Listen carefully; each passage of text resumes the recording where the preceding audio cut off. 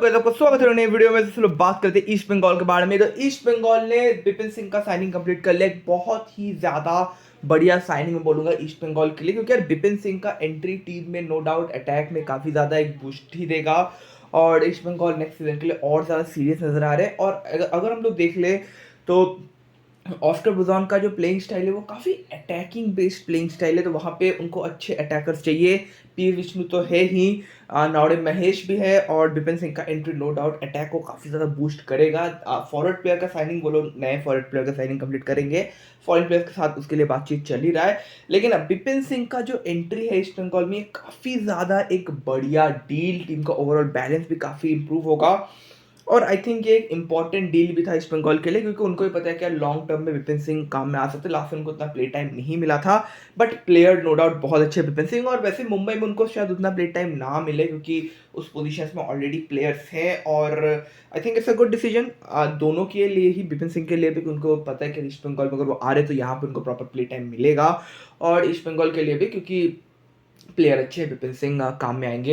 And देखते हैं कि नेक्स्ट सीजन में विपिन सिंह का परफॉर्मेंस ईस्ट बंगाल में कैसा रहता है। नेक्स्ट लोग बात करते हैं उड़ीसा एफसी के बारे में।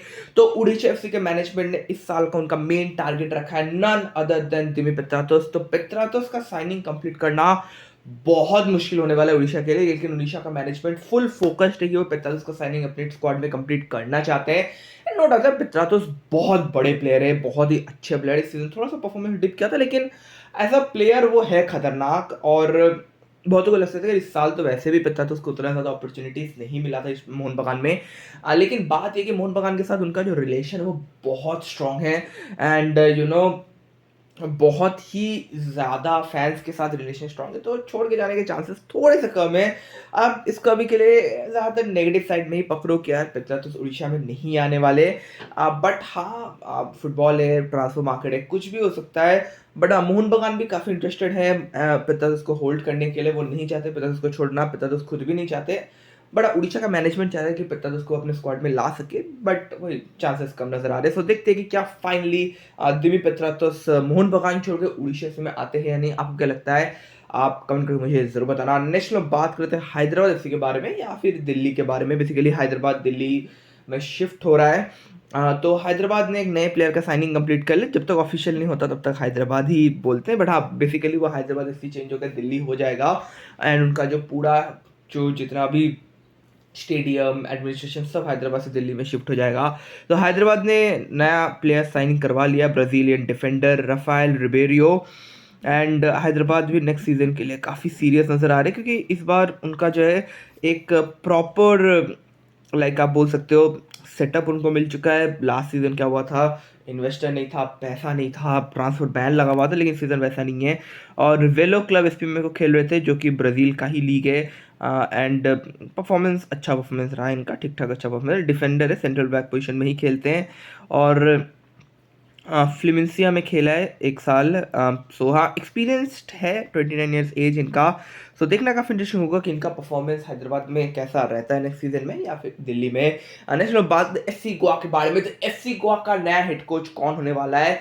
सो काफ़ी ज़्यादा कन्फ्यूजन था इस चीज़ को लेकर, लेकिन अभी काफ़ी बड़ा अपडेट मैं आप लोगों के लिए लेके आया हूँ कि मोस्ट प्रोबेबली मैनुएल मार्कस रोका ही एफसी गोवा में कंटिन्यू करने वाले। एंड मैनुएल मार्कस रोका ही एफसी गोवा में रहने वाले एज द हेड कोच, क्योंकि वो बहुत ज़्यादा खुश नहीं है विद इंडियन टीम का परफॉर्मेंस एंड जिस हिसाब से इंडियन टीम का पूरा मैनेजमेंट जिस जैसे चीज़ों को मैनेज कर रहा है। So he is not happy with that and वो गोवा में कंटिन्यू करना चाहते हैं, क्योंकि नेक्स्ट सीजन एफसी स्लॉट भी गोवा को मिला है।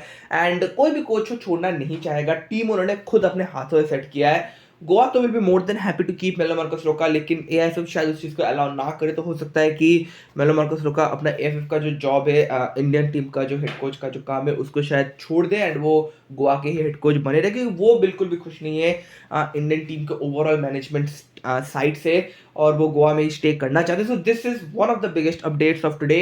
And Manolo Marquez Roca most probably Goa में ही रहेंगे फॉर द नेक्स्ट सीजन।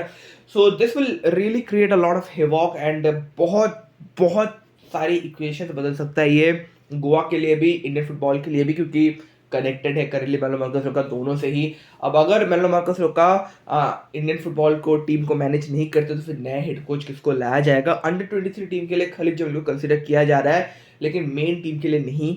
सो वो भी एक बात है कि किस हिसाब से चीज़ों को प्लेस आउट किया जाएगा। क्या खालिद जमील को नया हेड कोच बनाया जाएगा? क्या वो प्रॉपर्ली मैनेज कर पाएंगे? ये भी एक बात है। सो क्वेश्चंस यहाँ पे काफ़ी सारे हैं, क्या होगा क्या नहीं होगा। बट अपडेट यही है कि मेलो मार्कस रोका गोवा में रहना चाहते हैं एंड वो इंडियन टीम का जो हेड कोच का जो जॉब है वो छोड़ना चाहते हैं। सो काफ़ी हाई प्रोबेबिलिटी है कि नेक्स्ट सीजन भी हम लोग एफसी गोवा को मेलो मार्कस रोका के अंडर ही देख पाए। कोई नया हेड कोच शायद वो ना लाए। और ऑल्दो गोवा ने कुछ हेड कोचेस को शॉर्टलिस्ट किया था, ऐसा नहीं कि शॉर्टलिस्ट नहीं किया था, क्योंकि उनको भी पता है कि प्लानिंग जरूरी है, पता नहीं कब किसका जरूरत पड़े। क्योंकि बात तो यही हुआ था कि मेरे मगज का छू के चले जाएंगे, तो गोवा के मैनेजमेंट को सिर्फ वो लोग तो इस भरोसे में नहीं रह सकते कि काश हो जाए, काश में कुछ नहीं चलता। So they need a proper coach, जिसकी वजह से उन्होंने कुछ कोचेस को शॉर्टलिस्ट किया था। लेकिन अगर ऐसा होता है तो वो कागज को वो लोग फाड़ के फेंक देंगे। क्योंकि यार मैनुएल मार्कस का आप, this name is enough for any club to stay with this guy. And उस लेवल और उस कैलिबर के कोच है वो, जिस हिसाब से वो टीम को, सबसे जो इंपॉर्टेंट बात है कि वो एक टीम को बिल्ड कर सकते हैं स्क्रैच से, ये उनका स्पेशलिटी है। सो देखते हैं कि क्या होता है। एंड इस न्यूज़ को लेकर आपके क्या थॉट्स है, आपके क्या ओपिनियन से मेलो मार्कस रोका को क्या इंडियन टीम का हेड कोच बनना चाहिए, मतलब रहना चाहिए, या फिर वो गोवा में स्टे करेंगे तो दैट विल बी बेटर। आपके क्या थॉट्स, आपके ओपिनियन से आपको मुझे जरूर बताना। नेक्स्ट हम लोग बात करते हैं बार्सिलोना के बारे में। तो बार्सिलोना करेंटली ढूंढ रहे एक नया डिफेंडर, और लाइक यू नो एक नए प्लेयर। इंटर मिलान से इस प्लेयर का साइनिंग हो सकता है and this player is none other than Jeremie Frimpong. And Jeremie Frimpong no doubt एक बहुत ही ज़्यादा सॉलिड प्लेयर है। रिसेंटली आप इस साल उनका परफॉर्मेंस देख लो फ्रिम्पोंग का। मेनली डिफेंडर तो नहीं है फ्रिम्पोंग, विंगर है एंड विंग बैक, मतलब लेफ्ट बैक अब बोल सकते हो, फुल बैक्स खेल सकते हैं। तो वो डिफेंसिव एबिलिटी भी है, अटैकिंग एबिलिटी भी है, काफ़ी कंप्लीट प्लेयर है फ्रिम्पोंग। और इनका एंट्री बार्सिलोना के स्क्वाड में एक्स्ट्रा एडिशन ही देगा। और अगर आप देख लो जेरेमी फ्रिम्पोंग के ऊपर इंटर ने भी इंटरेस्ट दिखाया था। करंटली तो खैर बायर लेवरकुसन में लास्ट सीजन भी काफ़ी अच्छा परफॉर्मेंस था, इस सीजन भी अच्छा ही परफॉर्मेंस रहा है। सो नो डाउट एक बहुत बड़ा डील साबित हो सकता है। सिटी फुटबॉल ग्रुप के यूथ प्लेयर थे फ्रिम्पोंग, फिर सेल्टिक में गए और फिर बायर लेवरकुसन में कंप्लीट, जो मतलब होता है ना एक प्लेयर का वो आर्क कंप्लीट होता है कि यार now he is a big player. So Frimpong वो है, एज ज़्यादा नहीं, 24 ईयर्स एज इनका। बार्सिलोना टारगेट तो कर रहे हैं। सो देखते हैं कि क्या फाइनली जेरेमी फ्रिम्पोंग बार्सिलोना में आते हैं या नहीं। नेक्स्ट हम बात करते हैं रियल मैड्रिड के बारे में। तो कल वैसे एल क्लासिको है, लेकिन एक बड़ा न्यूज़, रियल मैड्रिड को मिल चुका है अपना नया हेड कोच। सो कार्लोस एंजेलोटी रियल मैड्रिड छोड़ के जा रहे after El Clasico. Officially like you know mutually terminate कर दिया जाएगा, कॉन्ट्रैक्ट हो जाएगा, कॉन्ट्रैक्ट बेसिकली म्यूचुअली टर्मिनेट। और एंजेलोटी चाहते तो एक एग्जिट फीस, बड़ा मोटा एग्जिट फीस ले सकते थे, लेकिन एंजेलोटी ने डिसाइड किया कि वो कोई एग्जिट फीस या कोई एग्जिट सैलरी कुछ नहीं लेंगे। एंड एंजेलोटी मोस्ट प्रॉब्ली ब्राजील के ही नए हेड कोच बनेंगे। ब्राजील भी वेट कर रहा है कि कब तक यू नो एंजेलोटी छोड़ेंगे, मतलब रियल मैड्रिड ऑफिशियली लीव करेंगे, फिर वो ब्राजील के नए हेड कोच बन सकते हैं। जावी अलोंसो है रियल मैड्रिड के नए हेड कोच। सो जावी अलोंसो का एरा इज बैक। तो आप सोचो real Madrid versus Barcelona, you know real versus Barcelona जब नेक्स्ट सीजन होगा तो Xavi versus Xavi. So you know दो बिग कोचेस का लड़ाई। अलोंसो नो डाउट बहुत, जावी अलोंसो नो डाउट बहुत बड़े प्लेयर थे एंड एज अ कोच भी उन्होंने काफ़ी कुछ किया है। सो एक आई थिंक बड़ा कॉल है, क्लब लेजेंड कंसिडर किया जाता है जावी अलोंसो को। और I think that will be great. It's a great decision from Real Madrid management कि वो जावी अलोंसो को ला रहे। और अब अलोंसो को देख लो, अलोंसो ने बायर लेवरकुसन को बुंडेसलीगा जिताया है, और वो भी इतने खतरनाक तरीके से। और ये ऑफिशियली अनाउंस भी हो चुका है कि जावी अलोंसो बायर लेवरकुसन छोड़ने वाले हैं। मतलब ऑफकोर्स होना ही था, बट ऑफिशियली भी कर दिया गया है। नो डाउट बहुत अच्छे कोच है, बहुत टॉप नॉच लेवल के कोच है।